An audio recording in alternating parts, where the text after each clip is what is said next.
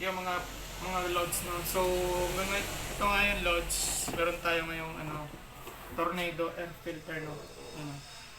Nabili ko lang sa 2.9. So ito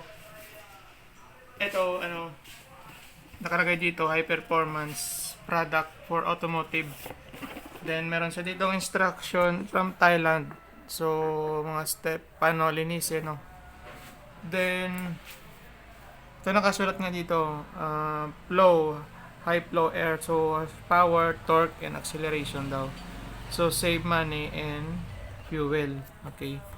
So hindi pa natin na guys no, kasi kakabili lang, i-install natin no.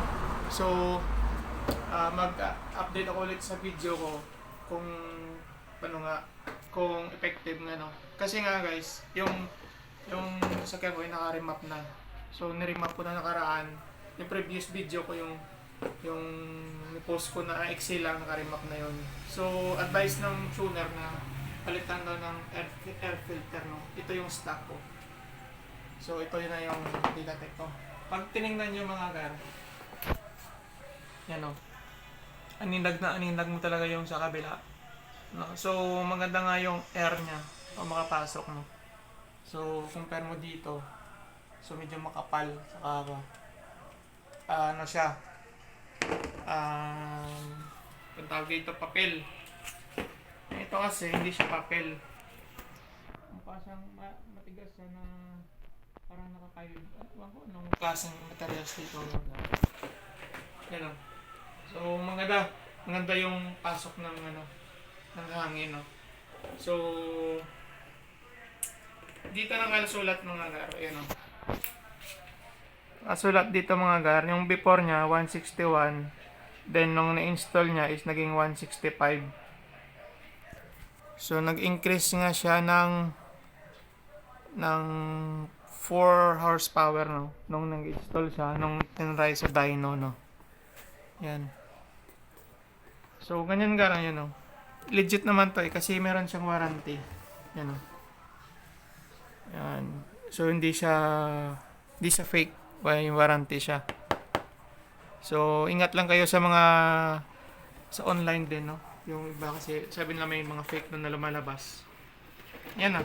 So maganda to mga garno yung itong kasing high flow air filter no. Filter. So ayan. So tara, kabit natin mga garno.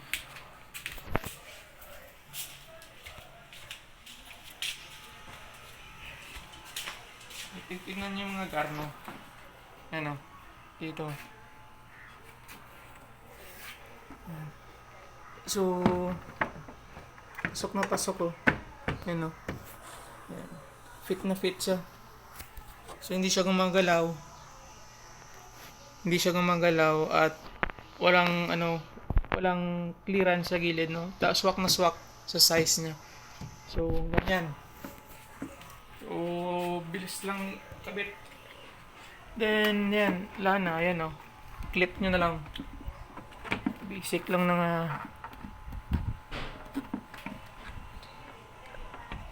yan mga garong yan o. Tapos na. Kabit nyo na lang. Yan o.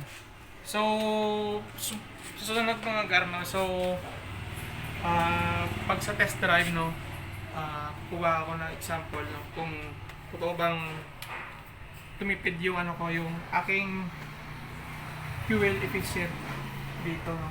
So purpose ko naman dito kasi ka-remap nga. So pag na-remap dapat high flow na hangin daw yung kailangan para mag-boost yung kanyang engine. So nandito na lang parno. So thank you sa panonood.